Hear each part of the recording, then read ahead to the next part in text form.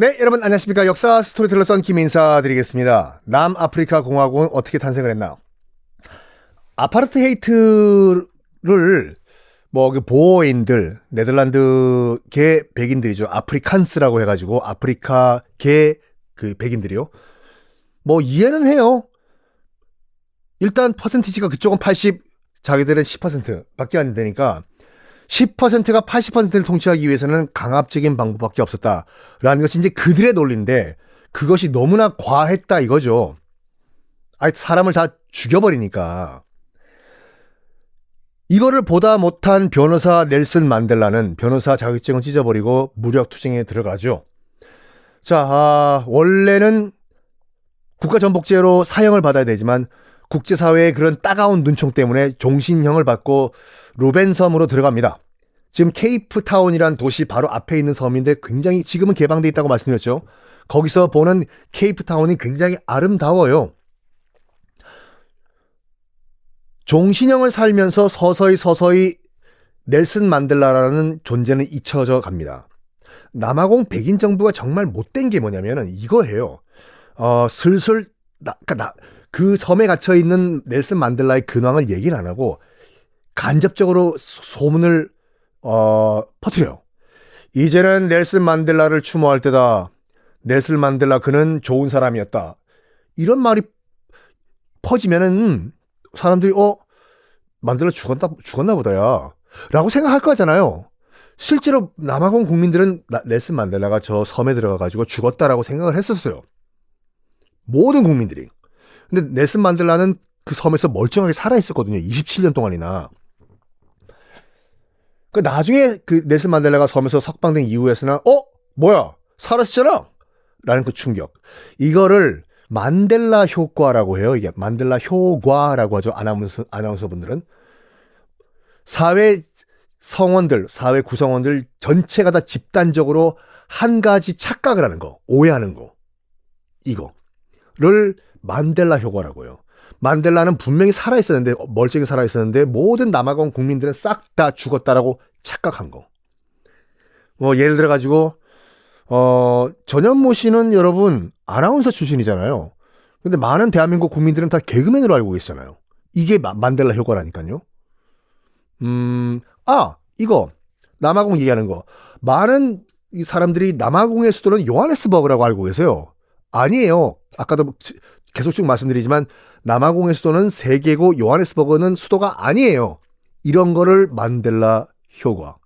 썬킴 제가 다 앉아서 방송을 하다 보니까 키가 굉장히 작다고 생각하세요. 썬킴은 키가 작다. 저 거의 키가 190이거든요. 보시면 깜짝 놀라요. 우와, 이렇게 컸어요? 만델라 효과예요. 하여간 만델라가 이 섬에 종신형을 받고 수감이 된 이후에도 남아공 백인 정부는 어마무시한 흑인 탄압과 차별 정책을 이어나갑니다. 오죽했으면 영국이 학을 떼고 나가요. 1960년대 때. 너희는 더 이상 영연방 국가 하지 말라고. 영국 창피하다고. 영국은 나름대로 굉장히 물론 아니라고 주장하시는 분도 계시지만 평균적으로 봤을 때 영국은 굉장히 그 다인종 국가면서 다 타민족에게 마음을 여는 국가예요. 지금 현 영국 총리도 인도계지 않습니까? 그런 영국 입장에서 봤을 때도 영국이 미국을 처음 비판한 것이 그거예요. 아직도 노예제 하냐고 너희들. 우리 영국은 옛날에 노예제 그만뒀다고. 근데 지금 남아공이 저기 영연방 국가였을 때 거의 흑인을 노예가 아니라 거의 짐승 취급을 하잖아요. 하지 말라고. 하지 마! 남아공 정부는 너희들이 뭔데? 티격태격하다가 60년대 때 아예 그냥 리스트에서 빼버려요. 영국 정부가. 너희는 그럼 영연방 하지 마. 야! 그래가지고 1960년대 때 그러면 알았다고. 우리 그때까지만 하더라도 이름이 남아프리카 연방이었어요. 그러면 우리는 완전 너희 영국과는 손절해버리고 새로운 나라 만든다 해서 그때 국호를 바꾼 것이 바로 남아프리카 공화국이에요. 남아공이 영국과 손절하면서 탄생을 했습니다. 이게요, 점점 나아지는 게 아니라 점점 심해져요. 그러니까 유엔도요, 여러분, 이걸 보다 못해 남아공을 회원 자격에서 박탈까지 해버려요. 그러면 웬만하면 야 우리가 뭔가 잘못하고 있는구나 라고 하면서 그만둬야 되는데 오히려 더 세게 치고 나갑니다. 영국 없어도 살 수 있다. UN 회원국 너희들이 우리 회원국 리스트 박탈했어? UN 없어도 살 수 있어. 해요. 실제로 UN 회원국에서 박탈당해요. 미국까지 나중에 거둡니다. 너희들 흑인 참 미국 입장에서 봤을 때 지대들이 할 얘기는 아니지만 물론 우리도 흑백 차별을 했고 지금도 약간 남아있는데 너희들은 너무하는 거 아니냐? 남아공은 그때 이런 말 했죠. 참 사돈남말하고 있네. 하고 있는 가운데 미국이 경제 제재를 드디어 가하기 시작을 해요. 미국이 주도하는 유엔의 경제 제재.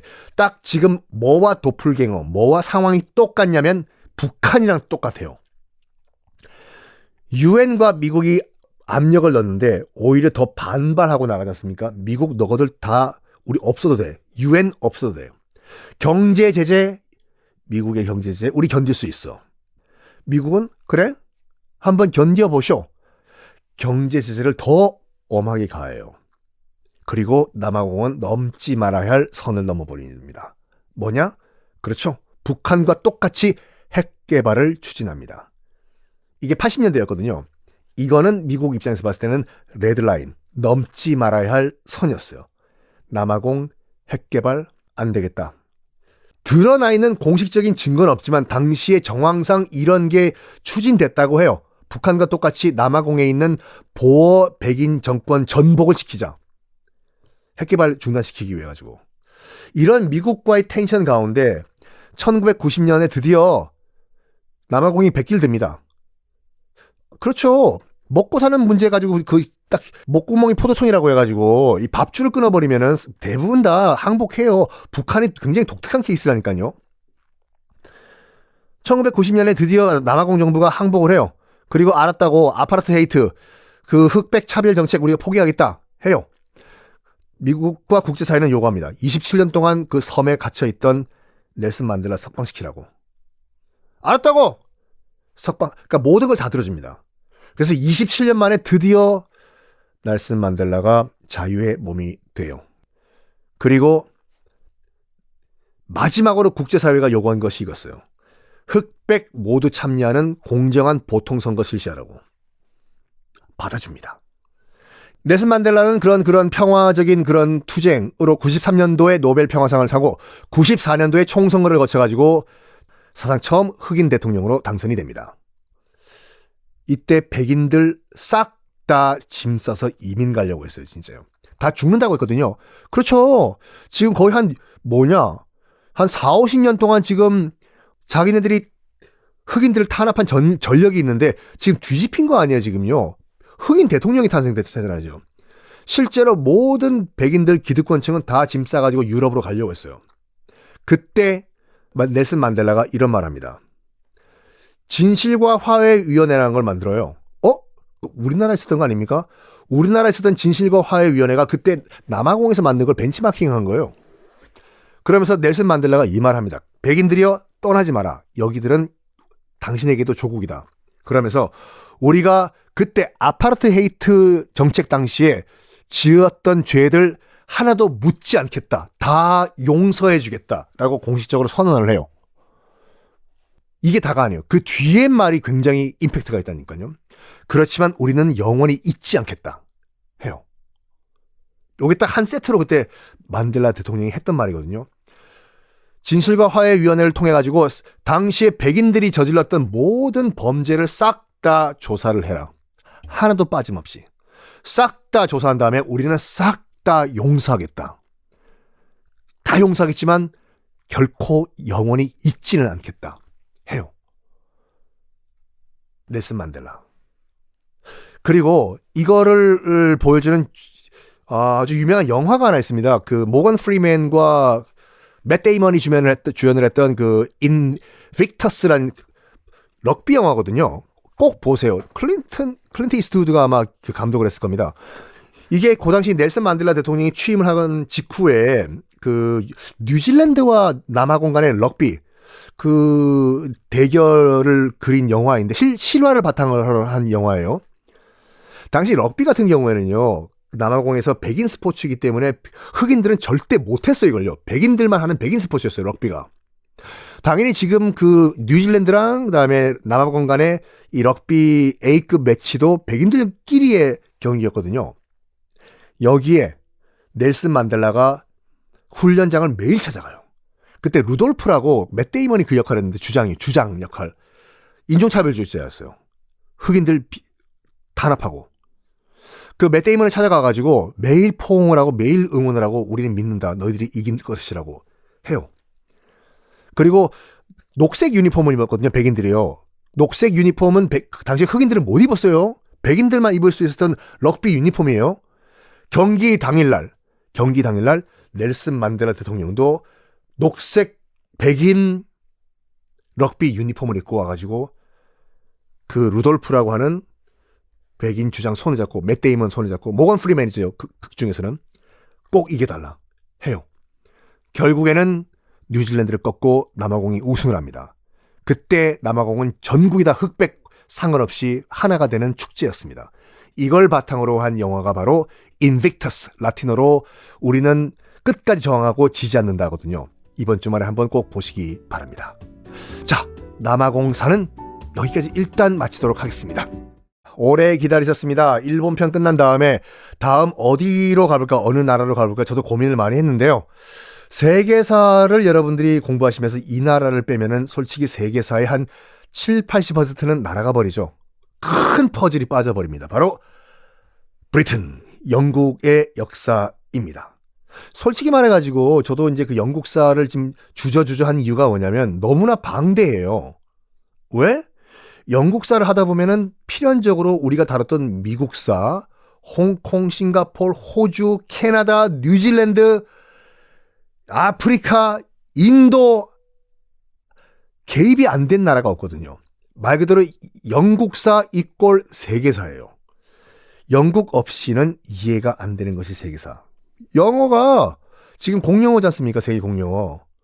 그리고 미국이 탄생한 과정도 영국사를 전체적으로 모르시면은 뭐 단편적으로 알게 되는 거고, 방금 말씀드렸던 홍콩, 싱가포르, 호주, 뉴질랜드, 앞전까지 말씀드렸던 남아프리카 공화국까지 영국 없이는 이해가 안 되는 그런 엄청난 나라입니다.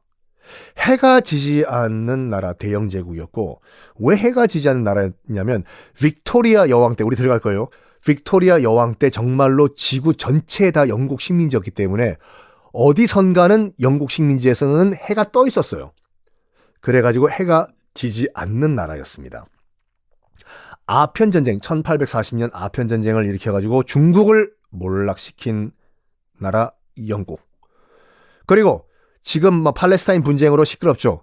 이스라엘, 1948년도에 팔레스타인 땅에서 유대인들의 독립국 이스라엘을 건국시킨 영국. 산업혁명을 일으켜가지고 전 세계 인류의 역사를 두세 단계 뛰어넘게 만든 영국. 칼 마르크스가 공산주의 이론, 산업혁명에서 자본주의자가 탄생하고 노동자들이 탄압받는 걸 보면서 만든 이론이 공산주의 이론이지 않습니까? 칼 마르크스가 공산주의 이론을 만들어줬던 영국. 드디어 영국사. 아, 떨려! 한번 들어가 보겠습니다. 자, 질문 하나 드릴게요. 영국은 유럽일까요? 아닐까요? 유럽일까? 아닐까? 유럽일 리가 있나요? 영국엔 독립일이 있을까요? 없을까요? 미국은 7월 4일이 독립기념일이잖아요? 영국은 독립기념일이 있을까? 있을 리가 있나요?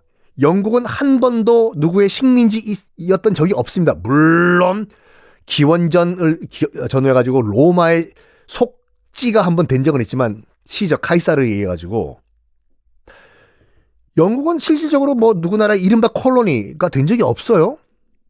그런데 그럼에도 불구하고 2020년 1월 31일 영국 의회는 영국 독립선언을 합니다. 누구로부터 영국이 독립을 했을까요? 바로 유럽연합, 브렉시트죠. 그 말은 뭐냐면 영국은 유럽이 아니에요. 영국인들도 그렇게 생각해요. 영국은 브리티시지, 뭐 적어도 뭐 잉글리시지, 우리는 유로피안이 아니다 이거예요. 그래서 2020년에 유럽으로부터 독립을 축하하는 그런 행사까지 했다니까요. 이 조그만 섬나라, 북대서양에 있는 조그만 섬나라 영국은 유럽 대륙인들이 봤을 때는 항상 뭔가 모자란 마지막 퍼즐이에요, 이게. 저걸 점령해야지 모든 뭐 영국 포함해가지고 전체 유럽을 다 점령을 하는데 점령이 안 돼요. 봐봐요. 대표적으로 나폴레옹이 1800년대 초반 때 영국, 러시아까지 다 박살내고 유럽 전체를 다 먹어버리지 않습니까? 스페인, 포르투갈까지 다 박살내버리고 그때 1800년대 초반 때 남미에 있는 그 스페인 식민지들 다 독립하잖아요. 왜? 자기의 주인 나라가 잠깐 없어졌어요. 스페인이 없어졌어요. 포르투갈이 없어졌어. 왜? 나폴레옹이 다 박살내버렸거든. 러시아 나라가 잠깐 한번 망해요. 그럼에도 불구하고 유럽 전체를 먹었던 나폴레옹이 딱 한 군데 점령을 못했습니다. 영국이었어요. 그리고 봐봐요. 히틀러 한 달 만에 프랑스 망하게 만들어요. 일주일 만에 폴란드 지도에서 없애버립니다. 전체 유럽을 다 장악을 했던 히틀러. 마지막 퍼즐은 뭐였냐? 당시 윈스턴 처칠이 다 통치하고 있던 브리튼 아일랜드, 영국을 정말 점령하기 위해서 수많은 공습, 런던 공습을 때리고 했음에도 불구하고 히틀러는 한 번도 영국 점령을 성공시키지 못합니다. 이 영국 궁금하지 않으십니까? 들어가 보겠습니다. 자, 영국도요. 원래 대륙과 붙어 있었어요. 일본도 우리 대륙과 붙어 있었죠. 그게 이제 빙하기였는데, 근데 빙하기가 끝나니까 슬슬 이제 기온이 올라가니까 얼음이 녹을 거지 않습니까? 얼음이 녹으면 이제 그 바닷물이 꽁꽁 얼었던 것이 녹기 시작하면서 해수면이 점점 올라가나 봐가 되겠지요.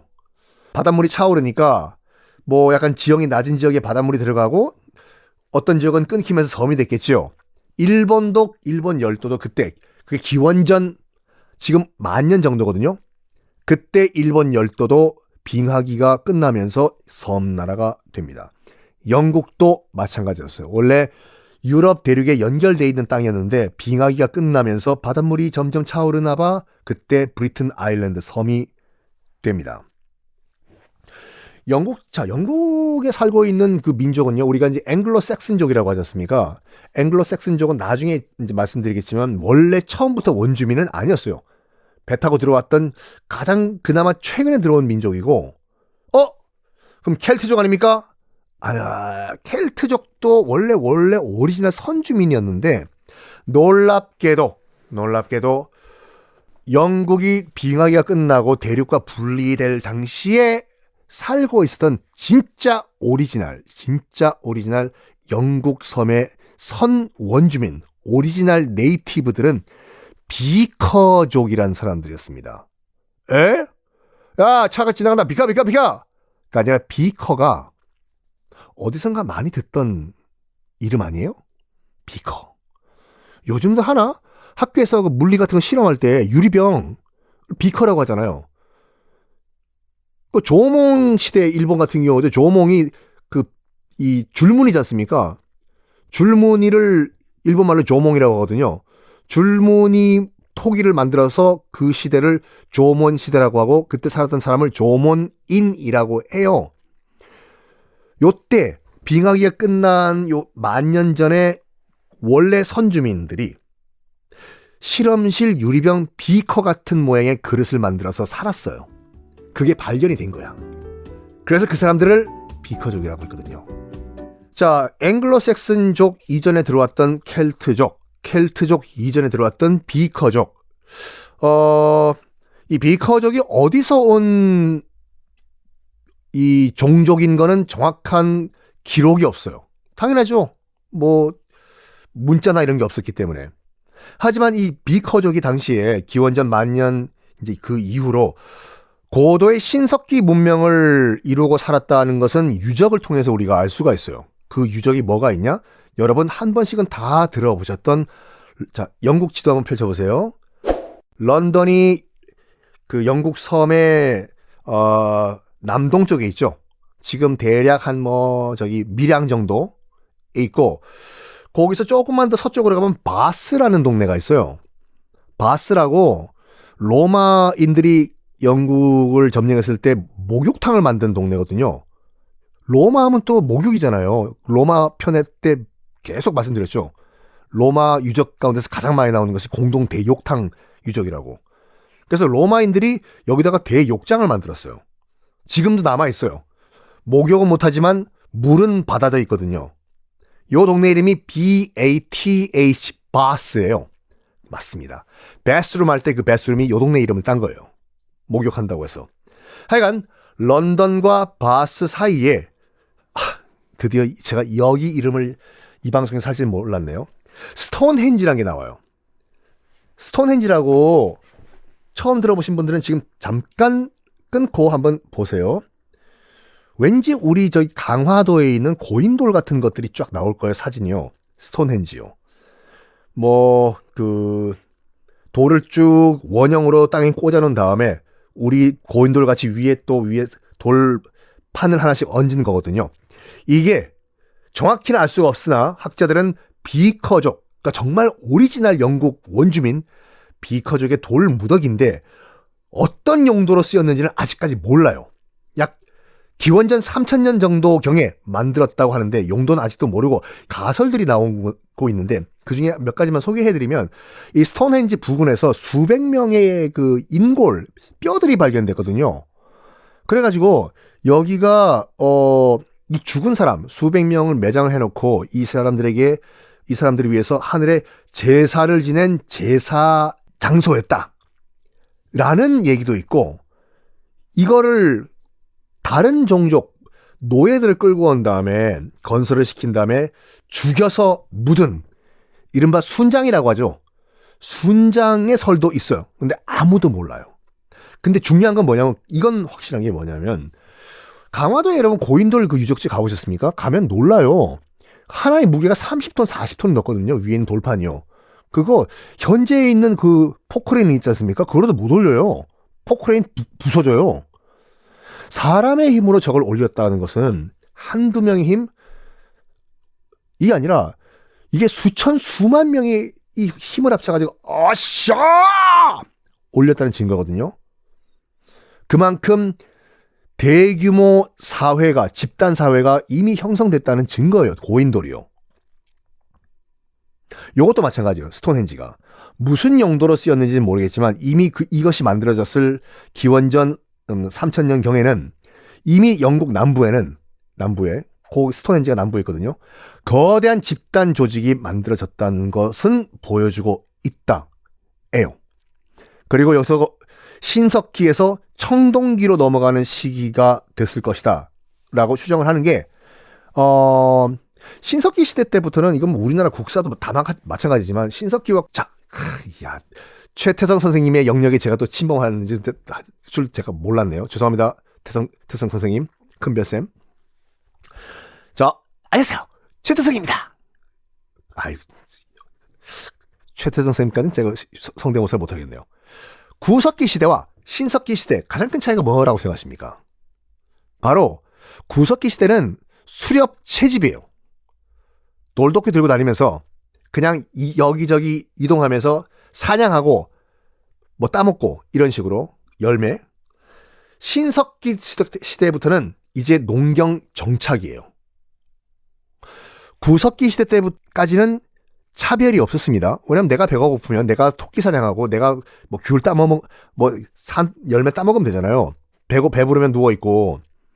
그런데 이제 신석기 시대 때부터 정착을 하고 농경 생활을 하다 보면은 잉여 생산도 되고 내가 필요한 만큼 쌀이든지 무슨 뭐 보리든지 조든지 뭐든 생산할 거잖아요. 잉여 생산이 되는 마을이 있는 반면에 택도 없이 부족하게 흉년이 드는 마을도 있을 거 아니에요. 그러면 부족 간의 전쟁이 일어납니다. 즉 이때부터는 부족과 부족 간의 무력 충돌이 일어나는 시기가 신석기 시대예요. 그리고 쌀이 더 많은 사람은 쌀이 더 없는 사람 보고 너 내 밑에 기어 들어와. 계급이 생깁니다. 신석기 시대 때부터는요. 그 차이예요. 근데 여기가 또 청동기 시대에 넘어가면은 청동기는요, 여러분 한번 만들어 봐요. 이게 칼로 돼 있다고 해서 치면은 땅바닥에 치면 부러져요. 굉장히 이게 약하거든요. 청동기는 뭐 청동기 거울도 그렇고 청동기 검도 그렇고 실질적으로 이걸 전투할 때 썼다기보다는 제사 지낼 때 썼던 그런 신성한 물건이었어요. 그 말은 뭐냐? 그냥 힘 있는 주인과 노예를 떠나가지고 그거보다 한 단계 더 올라간 제사장, 신께 제사를 지내는 그런 존재까지 등장했다는 것이 신석기 시대까지예요. 최태성 선생님 죄송합니다. 제가 영역을 침범해서 요거 설명을 해버렸네. 그만큼 청동기 시대가 들어갔다는 것은 더욱더 집단이 정교하게 되고 더 대규모로 발전했다 이거거든요. 그거를 반증하는 것이 바로 영국 같은 경우에는 남부에 있는 스톤헨지다는 걸 우리가 알 수 있어요. 자, 요렇게 문자 기록이었기 때문에 유적이라든지 유물, 발굴한 유적, 고고학적 접근밖에 못해요. 요런 가운데 이제 비커족이 주로 영국 섬의 남부에서 왔다 갔다 활동을 하고 있을 때 바다 건너 또 다른 백인들이 들어와요. 누굴까요? 다음 시간에 옮겨겠습니다.